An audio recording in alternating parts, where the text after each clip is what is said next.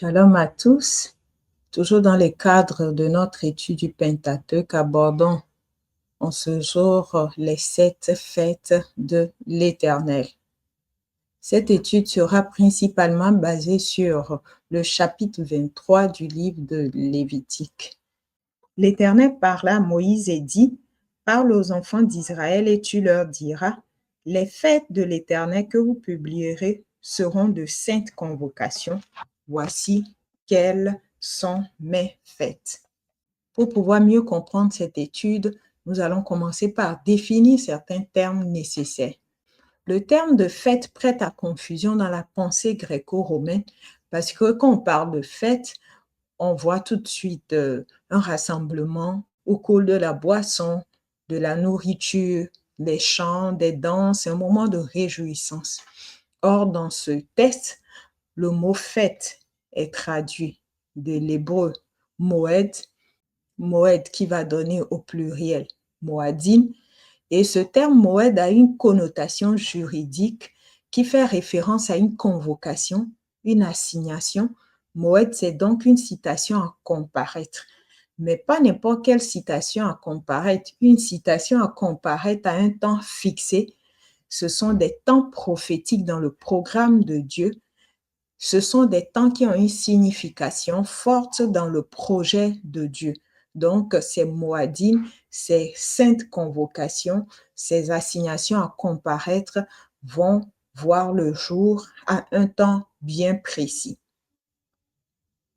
Dans le texte de Genèse au chapitre 18, verset 14, il est écrit: « Y a-t-il rien qui soit étonnant de la part de l'Éternel au temps fixé? Je reviendrai vers toi à cette même époque et Sarah aura un fils. » Dieu, en s'adressant à Abraham, donc dans une théophanie, va lui parler d'un temps fixé. Donc Dieu viendra vers Abraham pour accomplir sa promesse par n'importe quel moment à un temps bien précis du calendrier divin. Donc, au temps fixé, Dieu accomplit ses projets. Il accomplit son plan pour l'humanité.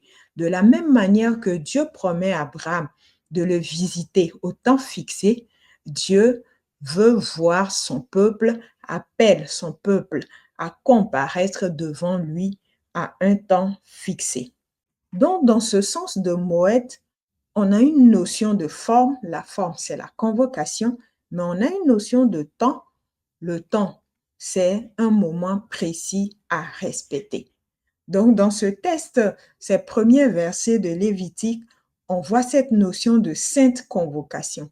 Ces saintes convocations, Mikra Kodesh, sont des rassemblements. C'est une assemblée qui n'est pas une assemblée profane, mais qui est une assemblée rituelle, une assemblée sacrée, pas dans le sens de la notion de pureté morale, mais dans le sens d'une assemblée où on va à la rencontre du divin. Donc, c'est un rassemblement sacré. Donc, si nous voulons retraduire ou mieux expliciter ce verset, on dira: « Et l'Éternel parla à Moïse disant: parle aux fils d'Israël et dis-leur: les jours solennels de l'Éternel que vous publierez seront de saintes convocations. » Ce sont ici mes jours solennels. C'est ainsi que la version Darby va rendre ce texte. On précise et on insiste sur les notions de jours solennels et de saintes convocations. Donc, nous voyons qu'on est un peu loin de cette impression d'un rassemblement festif dans le sens de boisson, de nourriture, mais on est dans une sainte assemblée. Il faut dire que ces saintes convocations ont un nombre supérieur à 7 en réalité, parce que ce passage de Lévitique 23 commence déjà par nous parler du Shabbat, qui est une sainte convocation importante dans la vie d'Israël, mais également dans le plan divin et dans le plan prophétique de Dieu pour l'humanité. Il parle également de Rosh Hodesh, c'est-à-dire la tête du mois, dans les débuts de mois. Donc, il y a en réalité plus de 7 convocations. Mais nous allons nous limiter dans cette étude aux 7 convocation, donc aux 7 moadines. Ces 7 moadines sont rassemblées en 3 grandes saisons qui vont être appelées des Shalosh Regalim. Shalosh Regalim, littéralement, veut dire 3 jambes. Shalosh, 3, Regalim, le pluriel de Regoel qui est jambe, donc 3 jambes. Pourquoi parle-t-on de 3 jambes? Parce que pendant ces 3 saisons, le peuple d'Israël est invité à honorer 3 pèlerinages. Donc, il s'agit souvent de marches qui conduisent le peuple d'Israël à monter vers Jérusalem. Comme le dit le texte de Shemot 34, verset 23, 3 fois par an, tous les mâles se présenteront devant le Seigneur l'Éternel, le Dieu d'Israël. Ainsi, tout juif qui soit à l'extérieur de la terre sainte ou, par exemple, dans la région de Galilée, va monter pendant ces 3 régalim vers Jérusalem. Nous allons essayer de comprendre le pourquoi, la raison d'être de ces Shalosh Regalim. Il faut savoir qu'on a plusieurs notions sur ces 7 moadim. Il s'agit d'une histoire prophétique du plan de salut des nations. Pas seulement une histoire entre Israël et Dieu, mais il s'agit d'une histoire prophétique du plan du salut de l'humanité. Et ces 7 moadines sont comme un message prophétique pour l'humanité. Et on le verra au fur et à mesure que nous allons aborder ces 3 saisons. Il y a également une notion agricole. C'est une histoire de moisson. Au sens propre du terme, on verra que le calendrier de ces fêtes est relié à un calendrier agricole, mais c'est également prophétiquement une histoire de la moisson de la terre, c'est-à-dire des nations, des hommes. Et enfin, dans le contexte juif, ces 3 régalim ont un sens bien précis pour Israël qui vont l'amener à l'accomplissement de la nouvelle alliance. Nous allons commencer par faire ressortir l'histoire agricole, l'arrière-plan agricole derrière ces 7 fêtes, et cet arrière-plan agricole est bien explicité dans le texte de Exode 23. Nous allons lire les versets 14 à 17. 3 fois par année, tu célébreras des fêtes en mon honneur. Tu observeras la fête des pains sans levain pendant 7 jours. Au temps fixé dans le mois des épis, tu mangeras des pains sans levain, comme je t'en ai donné l'ordre, car c'est dans ce mois que tu es sorti d'Égypte, et l'on ne se présentera point à vide devant ma face. Les éléments agricoles qu'on a dans ce texte, c'est la particularité du mois. Dans ce texte, on nous parle du mois des épis. Le mois des épis en hébreu, c'est Odesh Aviv. Donc, la première saison des fêtes va se dérouler dans le mois des épis. Souvenez-vous de cette histoire de Ruth la Moabite qui vient de Moab avec sa belle-mère, et la Bible dit qu'en revenant, elle va glaner dans le champ. Elle va glaner quoi? C'était la saison de la récolte de l'orge. Et quand on poursuit l'histoire, on voit un autre moment de récolte dans ce même texte, dans ce même livre, qui sera la récolte du blé. Non, le mois des épis, c'est le mois où tout commence à germer. En commençant par les premières gerbes, il s'agit des gerbes d'orge, des épis d'orge qui vont être récoltés, mais c'est surtout le moment où on sort de l'hiver. Hein, l'hiver, on sort d'un moment qui était un moment rude, on sort de l'hiver et on va rentrer dans la saison de printemps. La saison du printemps, c'est un temps de renouveau. On a cette impression de l'éclosion printanière où tout reprend vie. Et ce mois a un sens aussi, à part cette connotation agricole, on a tout un symbole prophétique. C'est dans ce mois que Dieu va commencer à dérouler son histoire de moisson de la terre. C'est dans ce mois où Israël va quitter un moment qui était rude, qui est le temps de l'esclavage, pour passer à un temps, une éclosion printanière. Et donc, le fait de sortir de l'hiver, de passer au printemps, est aussi assimilable à cette sortie d'Égypte. Donc, c'est le temps d'une nouvelle histoire que Dieu va écrire avec son peuple, le peuple d'Israël, les descendants de Jacob. Le deuxième moment agricole, c'est le temps de Shavuot. Quand on continue la lecture du chapitre d'Exode 23, on le voit, on nous parle de la fête de la moisson parce qu'on va rentrer dans un temps de pleine moisson. C'est le temps où la moisson du blé est presque achevée. C'est le temps où les épis ont mûri, tout ce qui devait mûrir. Le processus de croissance est arrivé à son terme. Ce temps de mûrissement va coïncider avec le temps pendant ce pèlerinage d'Israël dans le désert. Dieu va donner la Torah, la loi à son peuple, ses instructions à son peuple. Donc, c'est le temps où la moisson est achevée, où on a fait rentrer du blé dans le grenier, où le blé a mûri et Israël aussi était prêt à recevoir les instructions de Dieu. Ça, c'est la deuxième saison. Et la troisième saison, c'est la saison de Sukkot. Et toujours dans cet aspect agricole, c'est une fête de la récolte. À part la récolte des épis, on a commencé par l'orge, on est passé au blé, on va récolter les autres céréales et les fruits. C'est le moment de la grande récolte de tout ce que la terre produisait. Et cette fête se déroule au cours du 7e mois. C'est la saison de l'automne. Il y a une profusion de fruits qui est rassemblée dans les maisons. Donc, on a toutes sortes d'aliments, toutes sortes de productions de la terre qui est rassemblée dans les maisons. Il y a de la joie pour l'abondance qu'on a reçue de la part de l'Éternel pour l'année agricole.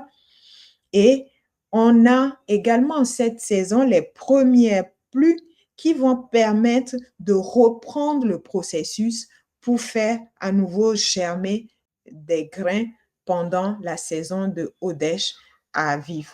Donc, c'est la saison des premières pluies, la pluie d'automne, et le cycle va reprendre. Donc, on voit un peu l'histoire agricole qui s'intermêle avec l'histoire prophétique et l'histoire réelle des saintes convocations. On a sur cette iconographie les différentes saisons de récolte des céréales, des fruits, les différentes saisons de pluie, les différents mois d'Israël avec leur correspondance avec le calendrier grégorien et ces 7 mois-dits. On va commencer par mieux expliciter, mieux détailler la première saison qui est la saison de Pâques. Donc, la saison de Pâques est constituée de 3 grandes convocations, donc 3 sous-convocations de cette saison. L'observance de cette Pâques est donnée comme une loi perpétuelle à Israël. Quand on lit Exode 12, verset 14, l'Éternel demande qu'elle soit célébrée de manière perpétuelle. Et quand on lit un peu le Tanakh, la Bible hébraïque, ce qui correspond à la première alliance ou l'Ancien Testament pour nous, on voit quelques moments où Israël a vraiment obéi à cette instruction. La première Pâque mentionnée est bien sûr celle célébrée à la sortie d'Égypte. C'est la Pâque célébrée dans le texte de Nombre, chapitre 9. Donc, après la sortie d'Égypte, 1 an après la sortie d'Égypte.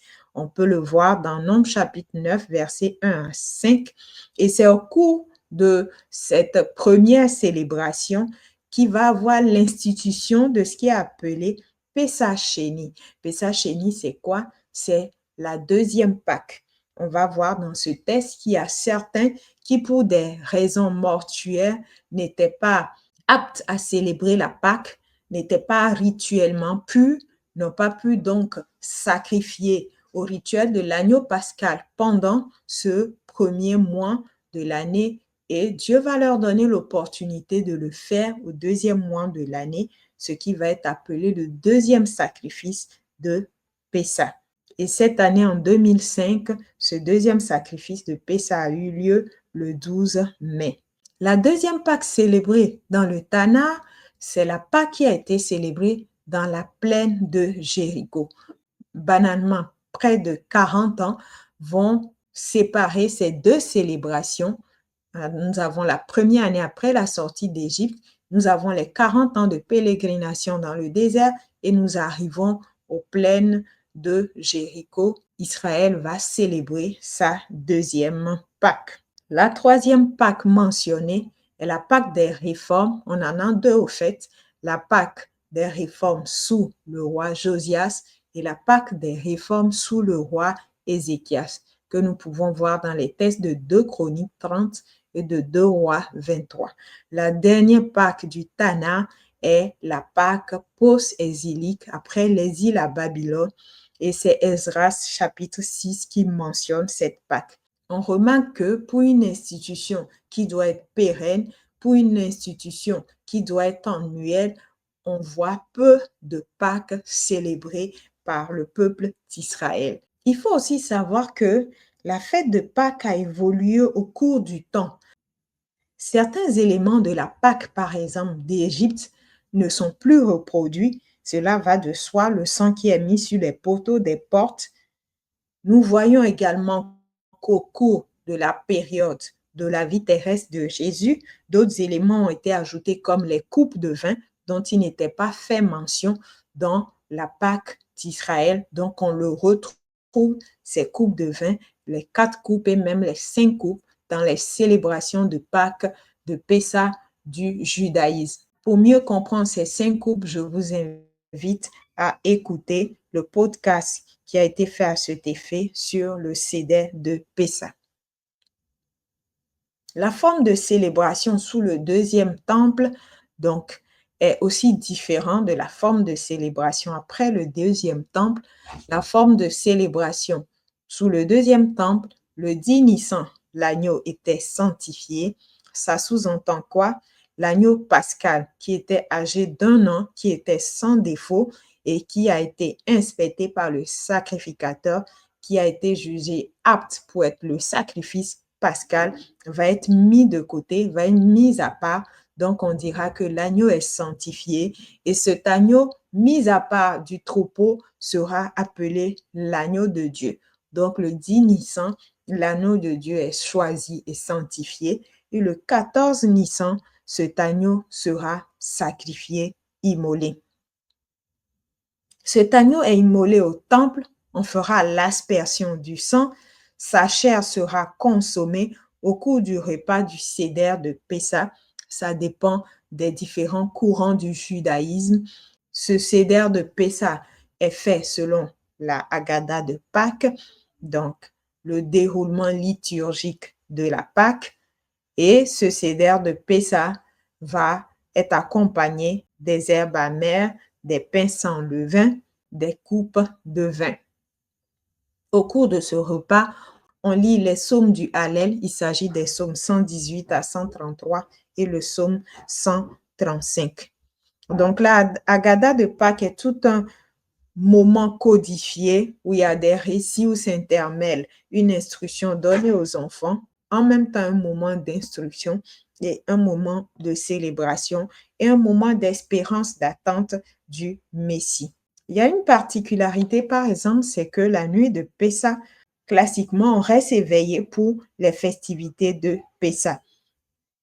Vous vous souvenez dans les évangiles que c'est dans cette même soirée, après avoir célébré le Seder de Pessah, que Jésus et ses disciples sortent dans la nuit pour aller à Gethsémane. Et à Gethsémane, Jésus va demander à ses disciples de prier avec lui et il va dire cette phrase: « Vous n'avez donc pu veiller 1 heure avec moi. » C'était une nuit particulière pour chaque juif où il y avait une veillée autour de Pessah.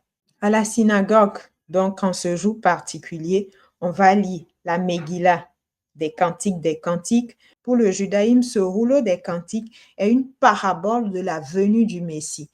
C'est donc une parabole du Messie représenté en tant qu'époux, donc dans ce rouleau de livre, qui viendra prendre Israël en os. La tradition du judaïsme considère que le Cantique des Cantiques est donc un message prophétique du mariage entre Israël et le Messie, et ils attendaient que ces noces se déroulent au cours d'un moment de Pessah. Donc, c'est un vrai moment d'attente prophétique de l'accomplissement du plan de Dieu pour Israël dans le judaïsme, mais aussi de l'accomplissement de la promesse de la nouvelle alliance qui a été donnée depuis Jérémie. Donc, après la destruction de Jérusalem en l'an 70, beaucoup de choses vont changer dans la célébration de la Pâque juive, et c'est normal puisque Israël n'a plus de temple, l'agneau pascal, l'agneau de Dieu n'est plus immolé, et on va commencer à avoir d'autres traditions. Il s'agit par exemple du plateau de Pessah, où au lieu de l'agneau pascal, on a un os qui rappelle cet agneau pascal, et donc rituellement, on ne mange pas d'agneau au cours de Pessah en Israël, puisque l'agneau n'est plus immolé. Donc, nous avons dit que dans cette saison de Pâques, nous avons 3 célébrations. Nous avons la Pâque, c'est-à-dire Pessah, et nous avons d'autres célébrations. Il s'agit de la fête des pains sans levain, Hag Hamatzot, donc la fête des pains sans levain. Et cette fête est bien explicitée dans les textes que nous utilisons pour pouvoir décrire ces 7 moadines, et cette fête se déroule dès le 15 Nissan. Pendant toute cette période, une semaine de fête des pains sans levain, on ne doit retrouver de levain ni aucun aliment à base de levain dans une maison juive. Donc, tout juif se débarrasse du levain, de tout aliment à base de levain avant la célébration de la semaine de la fête des pains sans levain. C'est aussi là l'image d'un renouveau spirituel, d'une vie sans levain, sachant que le levain assimilé au péché. La troisième célébration de cette saison, c'est Hag Abikurim, c'est la fête des prémices. Et cette fête est mentionnée dans Lévitique 23, 10 à 13. Le lendemain du sabbat pascal, on présente au sacrificateur une gerbe d'orge, puisque on est en début de moisson d'orge, comme des prémices qu'on présente au sacrificateur qui va l'agiter, qui va offrir ce sacrifice à l'Éternel et présenter cette gerbe d'orge à l'Éternel.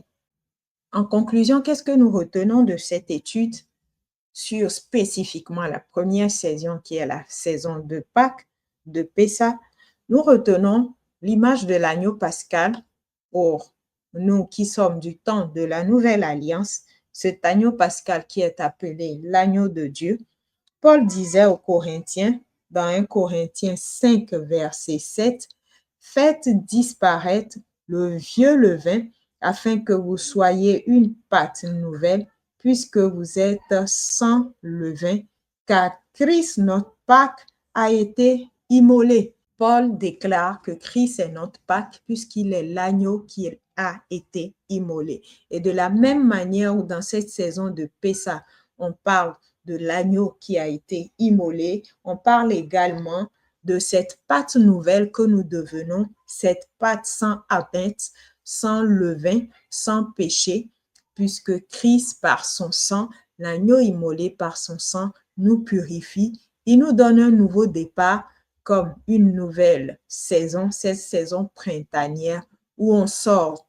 de la captivité, de l'esclavage pour passer à une vie nouvelle.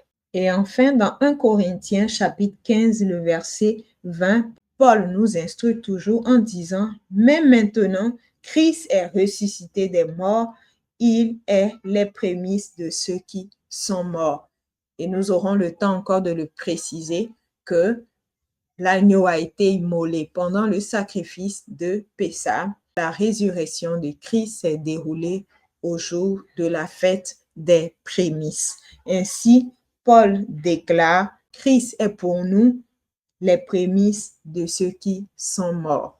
Donc, on est dans cette moisson prophétique des hommes de toute la terre où Christ devient les prémices de cette moisson parce que la volonté pleine de Dieu, c'est de donner à chacun de devenir semblable à Christ. Merci d'avoir suivi cette étude. Nous nous retrouvons la prochaine fois pour continuer à parler des délices du Pentateuque. Que Dieu nous garde.